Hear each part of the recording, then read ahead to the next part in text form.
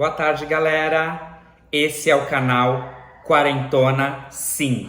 Eu sou o Wendel Marinho e hoje eu estou aqui para poder passar para vocês o meu segundo vídeo.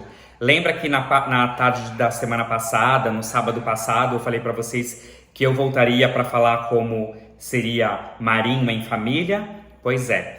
Hoje eu vou contar para vocês algumas experiências e um pouquinho do meu relacionamento com a minha mãe, com meu falecido pai, com os meus irmãos. Hoje o vídeo não vai ser muito longo. Eu gostaria de fazer um vídeo mais enxuto, mais sucinto, mais sequinho, para que vocês me conheçam um pouco em família e de repente possam se identificar um pouquinho com a minha história, com os meus pais, irmãos, para que vocês de repente consigam se identificar um pouquinho. Então, solta a vinheta.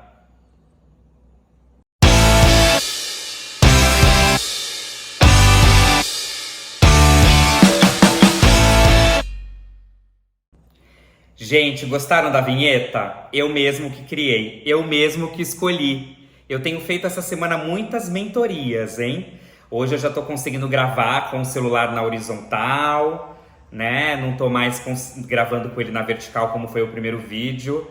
É muito diferente para mim. Tô de microfone, investi no microfone.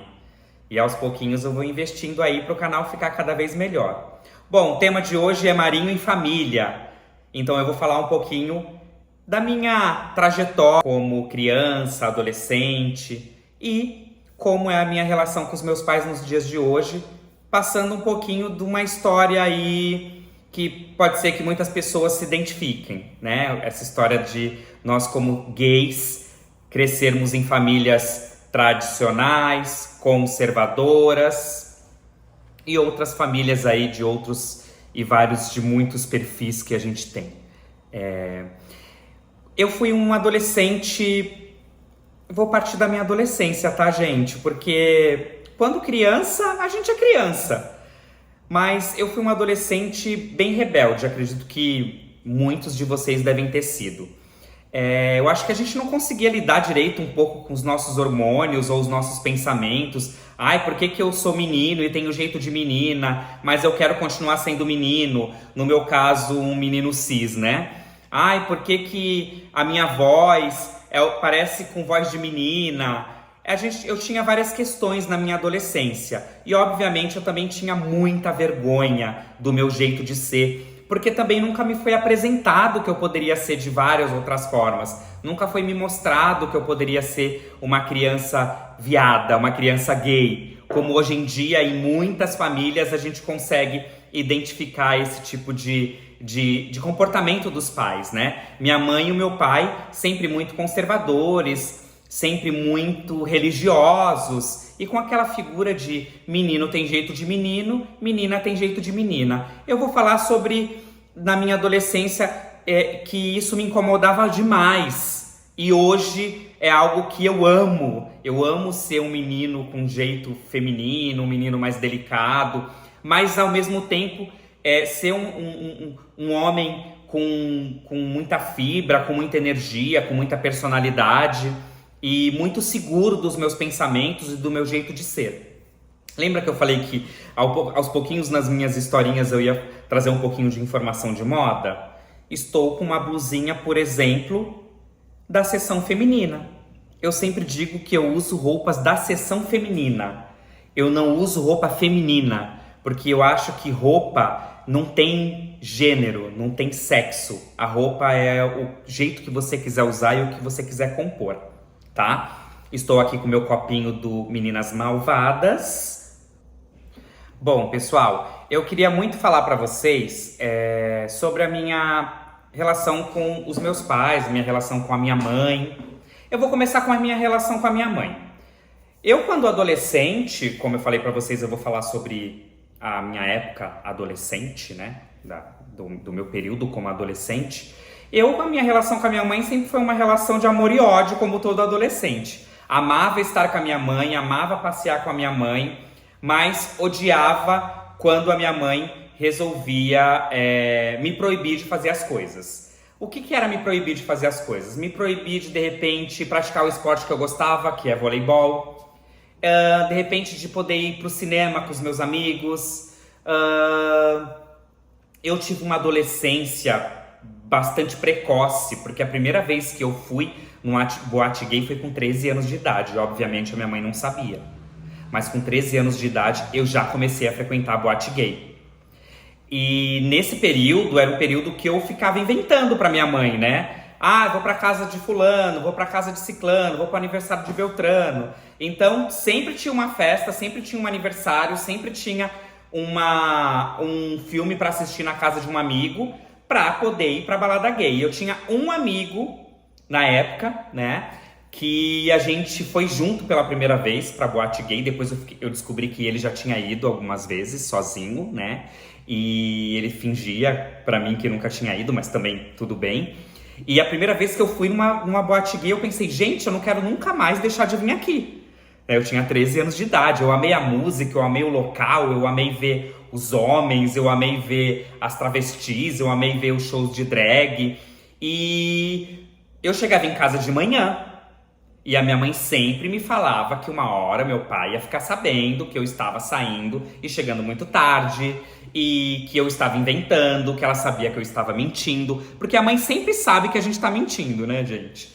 E eu mentia muito pra minha mãe, muito, muito, muito. Então o nosso maior conflito era eu inventar que ia pros lugares e na verdade eu tava na boate gay, que eu tinha só 13 anos, e eu não trabalhava, né? Eu só jogava vôlei e estudava.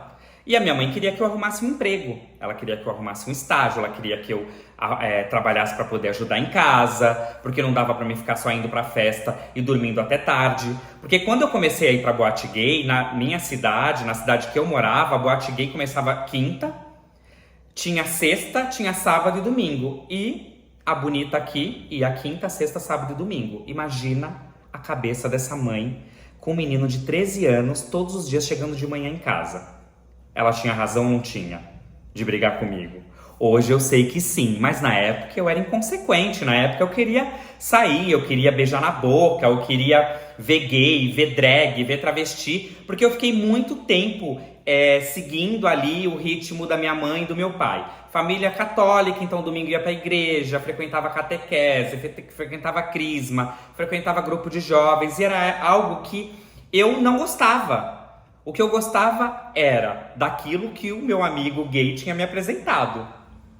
Quer dizer, meu amigo gay tinha me apresentado.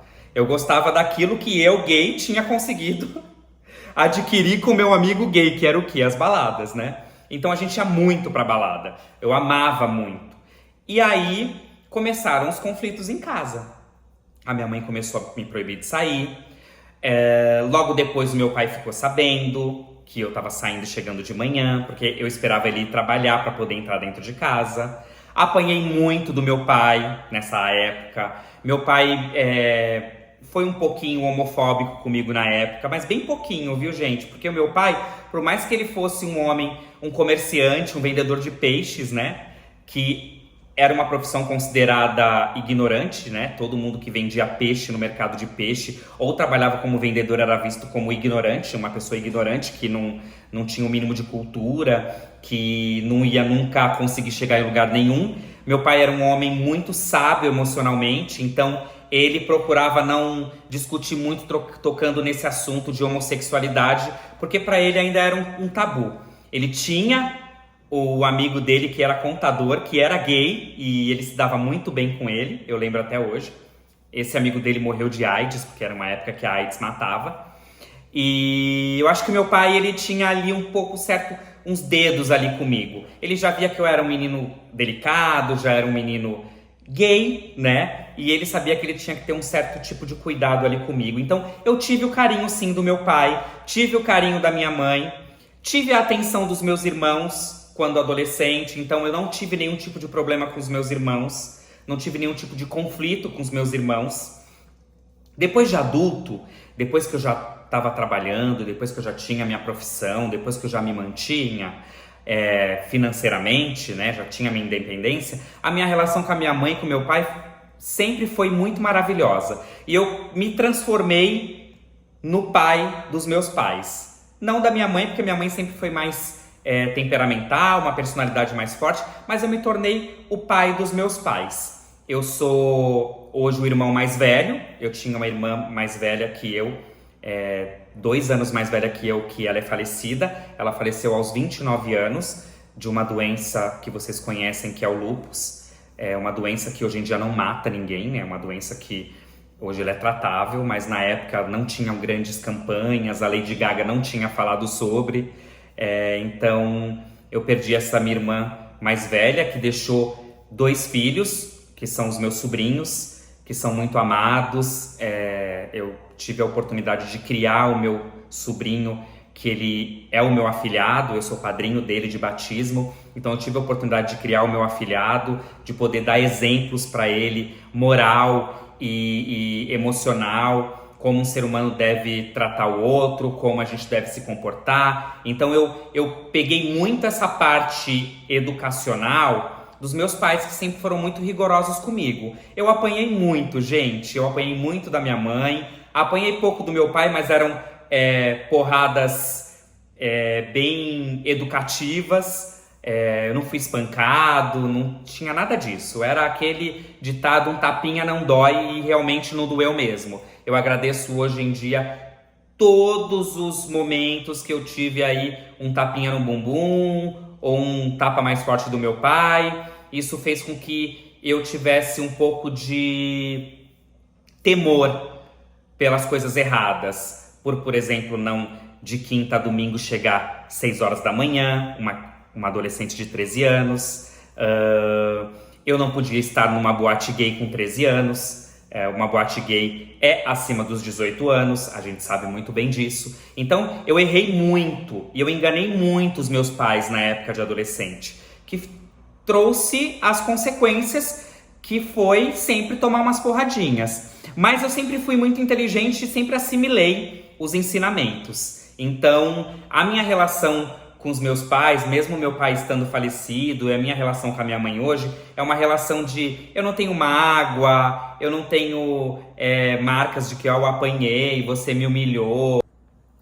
Então, gente, eu vou ficando por aqui. Já passei mais ou menos como é a minha personalidade em família, como eu sou com mamãe, papai e irmãozinhos. E eu vou dar um spoiler para vocês aqui do próximo vídeo, hein? O próximo vídeo é Marinho profissionalmente. Vou passar para vocês algumas histórias minhas de alguns empregos e algumas profissões que eu tive. Vou passar para vocês um pouco do meu currículo e vou passar para vocês algumas histórias de alguns chefes, gerentes e líderes que eu tive, que alguns me ensinaram coisas muito boas que eu trago até hoje e outros me ensinaram a não ser iguais a eles. Beijotões para todos os meus quarentões. Fui!